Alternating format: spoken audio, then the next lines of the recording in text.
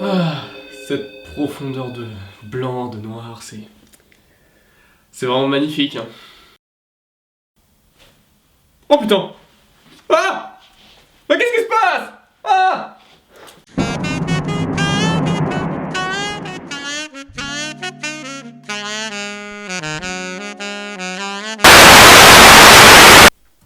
Bien le bonjour et bienvenue. Je sais déjà que certains vont être surpris par la barbe, mais ne vous inquiétez pas, elle va bientôt revenir. Bon, je sais que le sujet que je vais traiter aujourd'hui n'est pas forcément le plus connu sur YouTube, car la plupart des gens sur YouTube, tout simplement, ne regardent pas forcément la télé. Pourtant, son histoire est assez intéressante, et même au niveau évolution physique, il y a eu du boulot. Bon, c'est vrai que ces télés sont énormes, mais ce qu'il faut se demander aussi, c'est pourquoi. Et bah, c'est tout simplement à cause du tube cathodique qui permettait de créer les images, et ce tube est assez volumineux. Peut-être qu'un jour je t'expliquerai ce que c'est plus précisément que le tube cathodique, mais là j'ai vraiment pas le courage. Du coup, je vais te renvoyer vers une vidéo de Jamie et Fred, C'est pas sorcier. Oui, peut-être que vous connaissez pas, du coup, C'est pas sorcier. Ouais, bah ce serait une bonne occasion pour découvrir Jamie et Fred. Bon, revenons-en à nos moutons. 1er octobre 1967, la couleur. 5, 4, 3.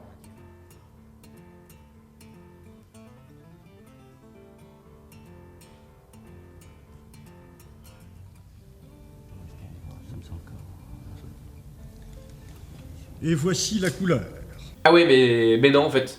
Parce que la plupart des gens n'avaient pas de télé capable de lire la couleur. Donc en fait, la plupart des gens ont juste vu ça. Et voici la couleur. Ouais, donc pour les présentateurs, t'es à la fois le mec qui présente l'une des choses les plus classes de ta génération, et en même temps, dans beaucoup de foyers, tu passes pour un con parce que y a rien qui change. Vous allez certainement me demander quelles sont les raisons pour lesquelles les gens n'avaient pas de télécouleur. Et bien vous vous doutez tout d'abord, c'est le prix, et ensuite c'est parce que les Français trouvaient ça trop fragile. Bon, aujourd'hui, tout a bien changé, et c'est vrai qu'on a un peu du mal à comprendre comment on ne veut pas la couleur chez soi.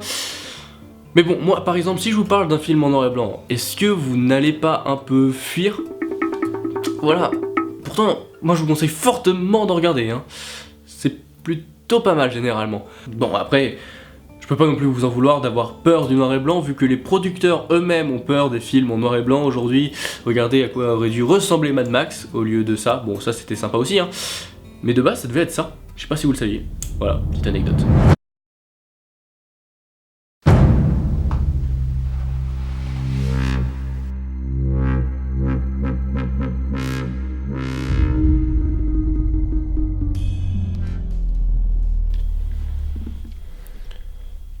Bon, alors, je sais pas trop comment je sais utiliser ce truc, mais je crois que je sais l'utiliser.